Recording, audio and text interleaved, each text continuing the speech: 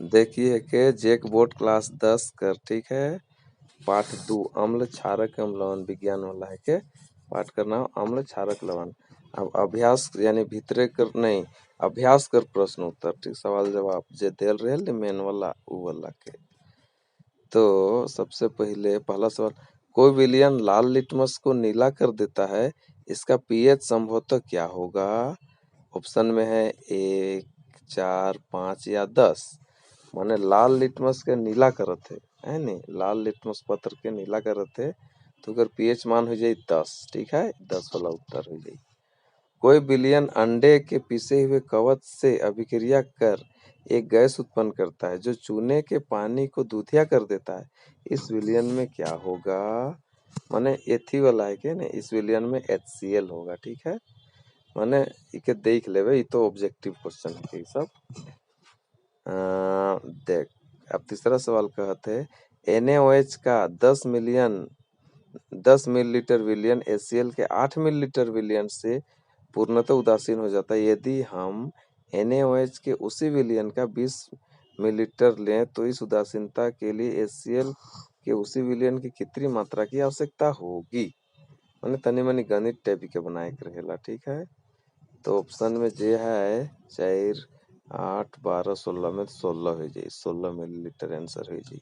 ठीक है, मैं ऑब्जेक्टिव टाइप बता दूंगा अलग से गणित टाइप। अपच का उपचार के करने के लिए निम्न में से किस औषधि का उपयोग होता है?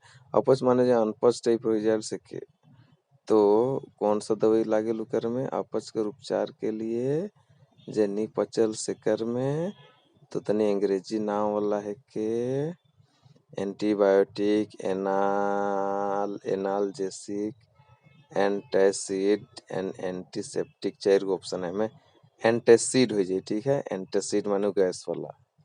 पांचवा सवाल का था निम्न अभिक्रिया के लिए पहले शब्द समीकरण लिखिए तथा उसके बाद देख पा एक कहते तनु सल्फ्यूरिक अम्ल दानेदार जिंक के साथ अभिक्रिया करता है, तो एक उत्तर हो जाए सल्फ्यूरिक अम्ल प्लस जिंक मिलके जिंक सल्फेट प्लस हाइड्रोजन बनाते हैं, ठीक है।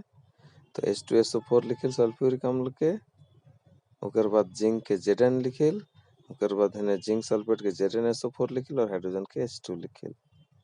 तनु सल्फ्यूरिक अम्ल दानेदार जिंक के साथ अभिक्रिया करता है, तो यह समीकरण लिखे के रहे H2SO4 ZnSO4, ठीक है, H2 बन गया। अब पी नंबर, तनु हाइड्रोक्लोरिक अम्ल मैग्नीशियम पट्टी के साथ अभिक्रिया करता है। तनु माने हाइड्रोक्लोरिक अम्ल और मैग्नीशियम जोड़ मैग्नीशियम मिलके मैग्नीशियम क्लोराइड और हाइड्रोजन बनाएला, ठीक है। तो देख HCl लिखिला हम हाइड्रोक्लोरिक अम्ल के, रुके MgCl2 plus H2, magnesium chloride के MgCl2 लिखिल और हाइड्रोजन के H2 लिखिल, ठीक है, वह बनाता है। यानी तनु हाइड्रोक्लोरिक अम्ल मैग्नीशियम पट्टी के साथ अभिक्रिया करके MgCl2 यानी मैग्नीशियम क्लोराइड बनाता है और हाइड्रोजन गैस। एक बैलेंस करे के लिए 2 लगाए दे, हल क्लोरीन बैलेंस हो गया, हाइड्रोजन बैलेंस हो गया, ठीक है।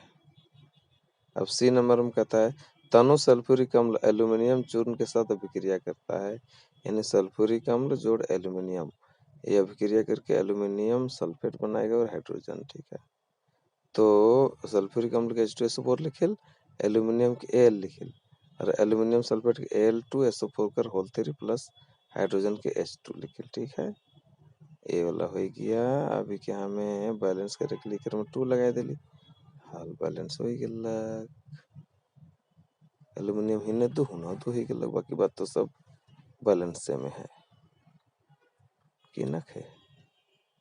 SO4 नहीं रह रहे, SO4 कर होल 3 करे करे है नी, 3 होती लगा ले सल्फर ले, ओकर बाद हाइड्रोजन 3 दूना 6 तो हुन 3 लगाए कोई, ठीक है। चल ये भी बैलेंस हो गया। अब डी नंबर कहते तनु हाइड्रोक्लोरिक अम्ल लौह के रेतन के साथ अभिक्रिया करते हैं, यानी हाइड्रोक्लोरिक अम्ल प्लस लोहा, ये हो जाए आयरन क्लोराइड प्लस हाइड्रोजन, यानी HCl हो जाए प्लस Fe, लोहा के Fe लिखिल, ये बनाई FeCl3 प्लस H2, तो FeCl3 आयरन क्लोराइड है, ठीक है। अभी के हमें बैलेंस करब देख क्लोरीन आयरन न क्लोरीन में 3 गो हिने एगो है तो 2 गो लगा देली तो क्लोरीन बैलेंस हो गेलक तो आयरन भी लेकिन 2 गो हो गेलक। ठीक है, अब हाइड्रोजन 6 3 दूना 6 हो गेलक। उसके बाद Fe होने 2 गो है तो हिने हो 2 लिखे कोई तब नहीं आयरन बैलेंस में हुई या तो 2Fe हो गेलक बैलेंस बन गेलक ई वाला भी। अब छठवां नंबर क्या कहते हैं, एल्कोहल एवं ग्लूकोज जैसे यौगिकों में भी हाइड्रोजन होती है लेकिन इनका वर्गीकरण अम्ल की तरह नहीं है। अच्छा देख लो पास करके सवाल पढ़ लेबे। अभी कर उत्तर हो जाए देख एगो हो गेलक बल्ब स्विच लगा देली उन्हें बैटरी लगा देली बिकर हो गेलक कि केल ये तनुकृत विलयन हो गेलक रबर का कॉर्क ये जो घोल है तनुकृत विलयन है। ठीक है, बाकी प्रदूषण बनाए ना विद्युत धारा प्रवाहित करे के लिए। अब चित्र के अनुसार देख सभी उपकरण के सजाए लेख है। ठीक है, बीकर में जब एल्कोहल या ग्लूकोज के तनु विलयन लिया जाता है तो हम पाते हैं कि बल्ब नहीं जलता है, लेकिन इस विलयन का 20 विलयन द्वारा H+ आयन उत्पन्न नहीं किए जाने के कारण विद्युत का चालन नहीं करता है। अतः एल्कोहल और ग्लूकोज में हाइड्रोजन होने के बावजूद अम्ल के रूप में वर्गीकृत नहीं किया गया है एल्कोहल और इसमें। ठीक है, अब देख 7वां नंबर कहते हैं आश्रित जल विद्युत का चालक क्यों नहीं होता जबकि वर्षा जल होता है। तो विद्युत के चालन के लिए आयनों की उपस्थिति आवश्यक होती है। ठीक है, और आश्रित जल शुद्ध होता है और उसमें आयन उपस्थित नहीं होते, अतः आश्रित जल विद्युत का चालन नहीं करते। मतलब आश्रित जल में आयन नहीं, जबकि वायु में उपस्थित SO2 और NO2 वर्षा जल के साथ मिलकर H+ आयन उत्पन्न करते हैं। इन आयनों की उपस्थिति के कारण ही वर्षा जल विद्युत का चालन करता है। अब देख 8वां नंबर क्या कहते हैं, जल की अनुपस्थिति में अम्ल का व्यवहार अम्लीय क्यों नहीं होता है। अब देख जल की अनुपस्थिति में अम्ल का व्यवहार अम्लीय क्यों नहीं होता है, तो हाइड्रोजन आयन यानी H3O+ की उपस्थिति ही अम्लीय व्यवहार प्रदर्शित करता है। ठीक है ना। अब देख जल की उपस्थिति में ही कोई अम्ल हाइड्रोनियम आयन उत्पन्न करता है, जल की उपस्थिति में ही कोई भी अम्ल हाइड्रोनियम आयन उत्पन्न करता है। ठीक है, अब देख HCl ले ले मैंने HCl+ H2O ये मिल के का बनाते H3O+ बना लग यानी हाइड्रोनियम आयन हो गेलक और Cl- के रूप में अलग हो गेलक। तो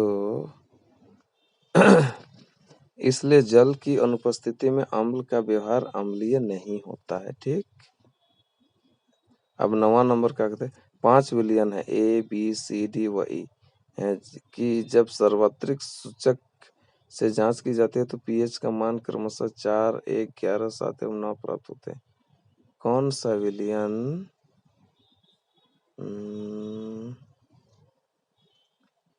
ABCDE 5 को विलयन ले है सार्वत्रिक सूचक देख कौन सा विलयन उदासीन है कहते ना, तो विलयन D का pH मान कितना है 7 है क्रमशः है, तो pH मान 7 है तो कौन सा उदासीन नहीं बोला उदासीन।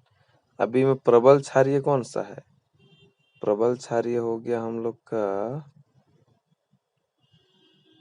विलयन C क्योंकि pH मान 11 यानी सबसे ज्यादा। अब प्रबल अम्लीय कौन है, तो अम्लीय में B नंबर विलयन B जिसका pH मान 1 है, pH मान कम हो। अब D में दुर्बल अम्लीय कौन सा है, दुर्बल अम्लीय में हो जाए दुर्बल अम्लीय में ABCDE में हो जाते तो विलयन A pH मान 4 है तो दुर्बल में गिने। ठीक, अब दुर्बल अम्लीय में दुर्बल क्षारीय में कौन सा गिनाई, अब दुर्बल क्षारीय में हो जाए अम्लीय वाला में तो 4 हो गया, क्षारीय वाला में हो जाए थे E नंबर जिसका pH मान 9 है। ठीक, अब pH के मानों को हाइड्रोजन आयन की सांद्रता के आरोही क्रम में व्यवस्थित कीजिए बोलता है पीएच के मानों को, ठीक है। यानी पीएच के मानों को हाइड्रोजन आयन की सांद्रता के आरोही क्रम निम्न प्रकार से हैं। देख पीएच 11 है, ठीक, कर ले कम पीएच 9 है, हाइड्रोजन की सांद्रता कर ले कम पीएच 7, कर ले कम पीएच 4, कर ले कम पीएच 1। तो समझ में आ गया। या बिलियन सी, ओकर बाद लिख बिलियन ई, फिर बिलियन डी, फिर बिलियन ए, फिर billion B, C E D A B हो गया। 10वां सवाल क्या कहता है, परख नली में ए एवं बी के समान लंबाई की मैग्नीशियम की पट्टी लीजिए। परख नली ए में हाइड्रोक्लोरिक अम्ल यानी HCl तथा परख नली बी में एसिटिक अम्ल यानी CH3COOH डालिए। दोनों अम्लों की मात्रा तथा सांद्रता समान है, किन परख नली में अधिक तेजी से बुदबुदाहट होगी तथा क्यों? ए और बी लंबाई समान है, ठीक है, मैग्नीशियम की पट्टी है। परख नली ए में हाइड्रोक्लोरिक अम्ल है और परख नली बी में एसिटिक एसिड है, तो दोनों अम्लों की मात्रा तथा सांद्रता, ठीक है। अब देख परख नली ए में HCl है प्लस मैग्नीशियम है, ये दोनों मिलके क्या बनाता है MgCl2 एक्वस बनाएगा प्लस H2 गैस बनाएगा। अब परख नली बी में देख CH3COOH प्लस Mg ये बनाएगा CH3COO Mg plus H2O gas, ठीक है। अब चूंकि हाइड्रोक्लोरिक अम्ल एक प्रबल अम्ल है, ठीक है, जबकि एसिटिक अम्ल एक दुर्बल अम्ल है, इसलिए परख नली X, ठीक है, पॉज करके देख ले। 11 सवाल कर ताजे दूध के पीएच का मान 6 होता है, दही बन जाने पर इसका पीएच का मान में देख ले क्या परिवर्तन होता है। जब दूध को दही में परिवर्तित किया जाता है तो इसका पीएच मान कम हो जाता है, ठीक है। दूध का दही बनाए नहीं रुकर पीएच मान, लेकिन लैक्टिक अम्ल बनने के कारण दही दूध की अपेक्षा अधिक अम्लीय हो जाता है, इसलिए पीएच मान अधिक हो जाता है। 12वां कहता है एक ग्वाला ताजे दूध में थोड़ा बेकिंग सोडा मिलाता है। देखो इसको ऑप्शन ए यानी ताजे दूध के पीएच के मान को 6 से बदलकर थोड़ा क्षारीय क्यों बना दिया जाता है? क्यों बनाया दीजिए ताजे दूध के पीएच मान? देख दूध में लैक्टिक अम्ल के बनने से इसकी प्रकृति बदलकर और अधिक अम्लीय हो जाती है, ठीक है। बहुत सारा चीज को तो पढ़िए के समझा देता हूँ। दूध वाला अब देखो बेकिंग सोडा एक क्षारीय क्षारक पदार्थ है जो दूध की अम्लीयता, देख अब बी में देख इस दूध को दही बनाने में अधिक समय क्यों लगता है? दूध को दही में परिवर्तन के दौरान लैक्टिक अम्ल बनता है। बेकिंग सोडा लैक्टिक अम्ल को उदासीन कर देता है जिससे दही बनने में अधिक समय लगता है। बेकिंग सोडा लैक्टिक अम्ल को उदासीन कर देता है, ठीक है। 13वां कहता है प्लास्टर ऑफ पेरिस को आर्द्र रोधी बर्तन में क्यों रखा जाना चाहिए, इसकी व्याख्या कीजिए। प्लास्टर ऑफ पेरिस को आर्द्र रोधी बर्तन में क्यों रखा जाना चाहिए, इसकी व्याख्या कीजिए। देख प्लास्टर ऑफ पेरिस आर्द्रता की उपस्थिति में जल को अवशोषित कर ठोस पदार्थ जिप्सम बनाती है, ठीक है। प्लास्टर ऑफ पेरिस जो है नहीं आर्द्रता यानी नमी की उपस्थिति में जल को अवशोषित कर ठोस पदार्थ जिप्सम बना, जिप्सम का CaSO4 dot half H2O plus डेढ़ H2O करबे नहीं और CaSO4 डॉट 2H2O उन्हें बन रहा है जिप्सम हो गया।